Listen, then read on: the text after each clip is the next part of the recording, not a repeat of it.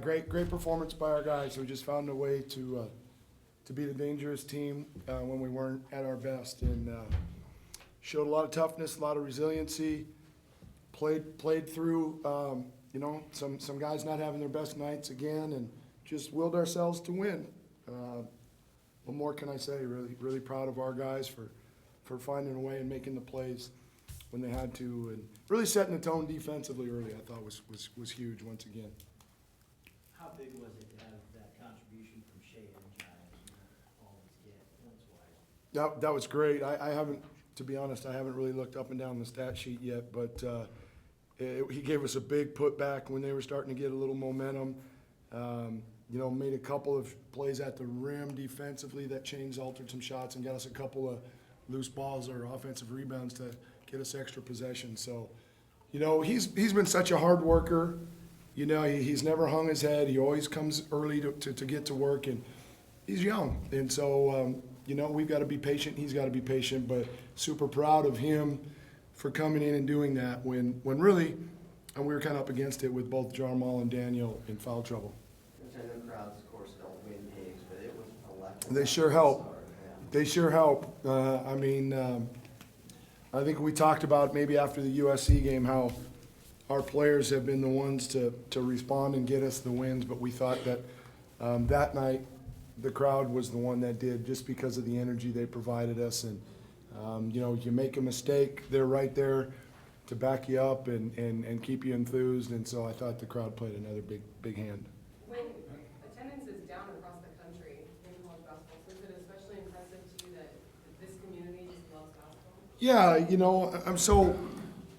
I don't know what the word is. It's neat, but we knew that Oregon State had great support in the past, and great attendance.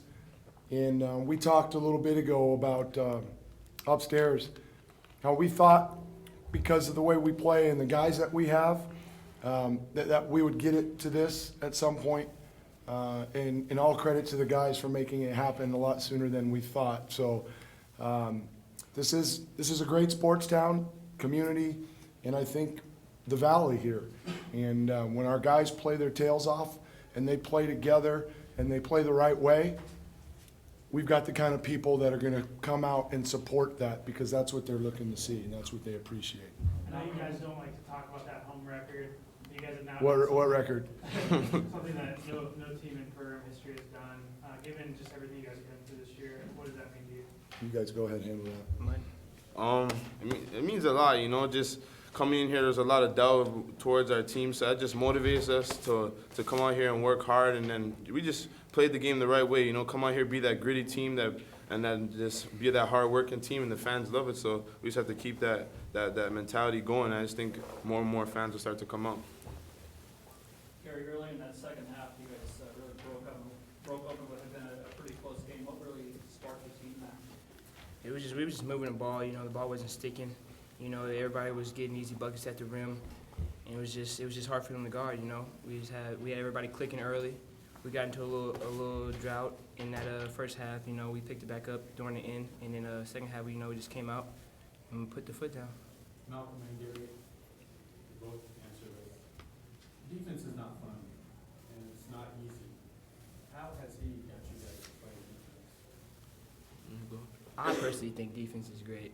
I love it. It's fun, to stop your opponent and just reading the play. You can jump and to get a deflection out. It gives you momentum on offense, and you don't have to worry about setting up. Execute, and you can just go get an easy bucket. I personally love it. And that's from day one. He's just been locked down on defense. For any chance for us to win, we have to be locked on the defense side, and we bit into it. So that's that.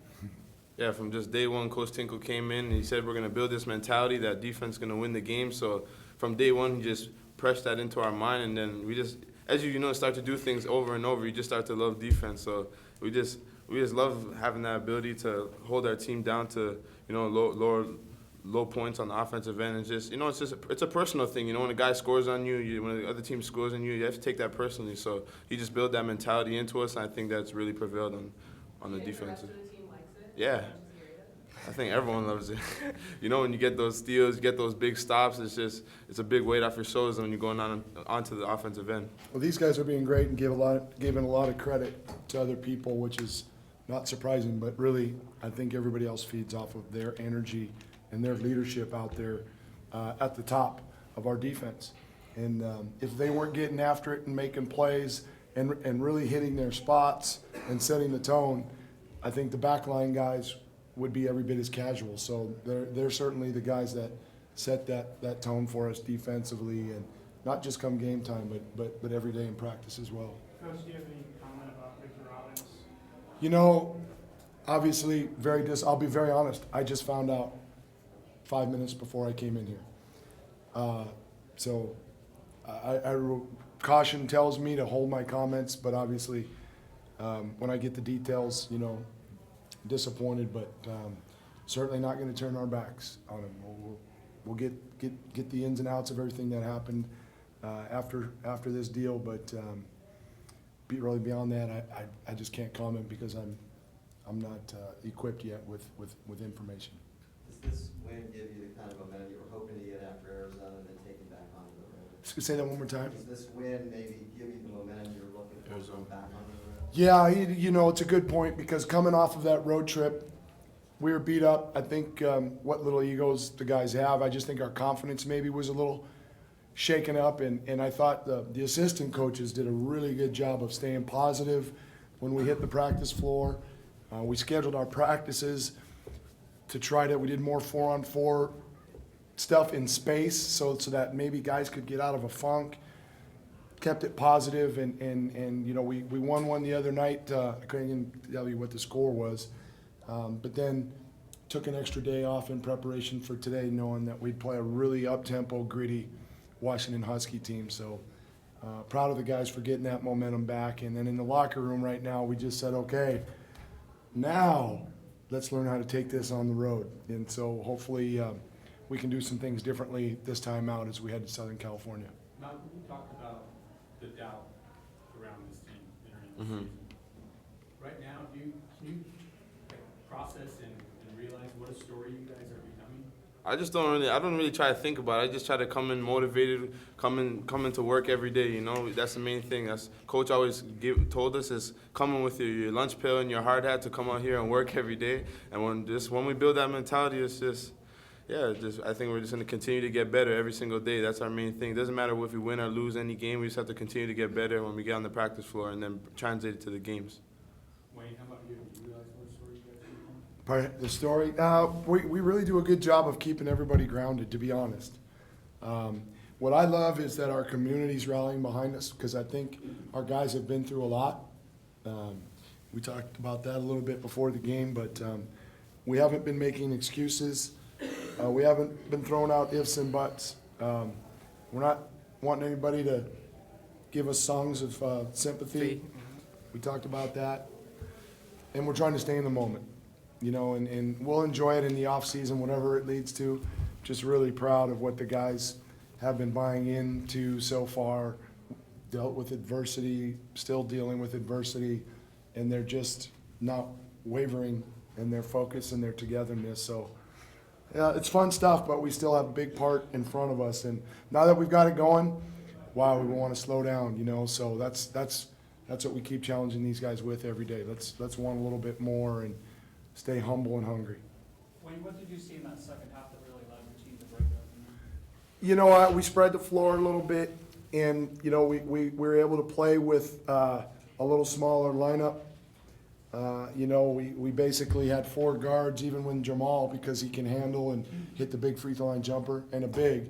And so I think they were switching a lot of screens, and that's tough to do if you cut hard, move hard, screen hard. We weren't always doing that in the first half, and it was playing into their hands. So by cutting harder, screening harder, I think we wore on them over the course of the game. And then obviously, you know, they had to get out and pressure, try to pick up the pace, and that opened up lanes to the basket, and we got in there and shot a pretty good percentage, I think, in the second half.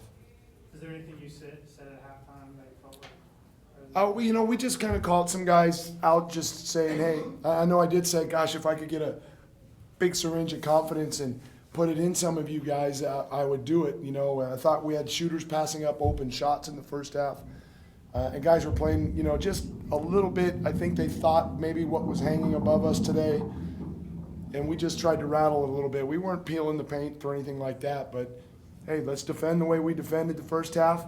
And, guys, just be confident to make plays offensively. And, you know, I probably went in one ear and out the other. But the guys still made some plays for us to open up a little bit of a lead there late.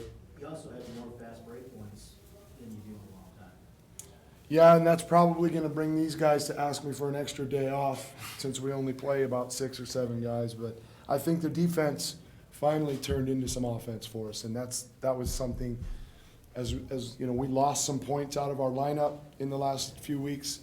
We knew that to get it going a little bit, we were going to have to not just defend and rebound and then walk it up, but look for opportunities to get out and score in the full court so that we didn't face half-court pressure all night long. Because that's when you can get bogged down a little bit, when it's possession by possession.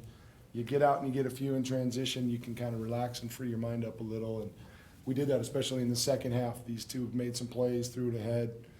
We had Malcom playing Magic Johnson there one time, and how he didn't trip and fall over, and then he delivered it to Shea, and how he caught it, and then how he caught it and finished it.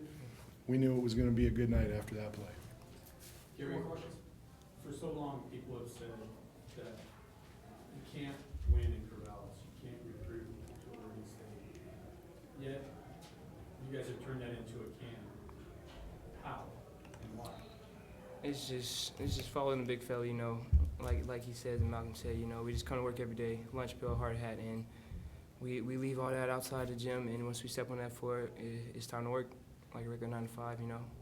We listen to him, and we know if defense was key, that's what he said, and if we do that, it's going to be hard for us to get the beat. So, you know, we just come every day ready to work. One more. It's good.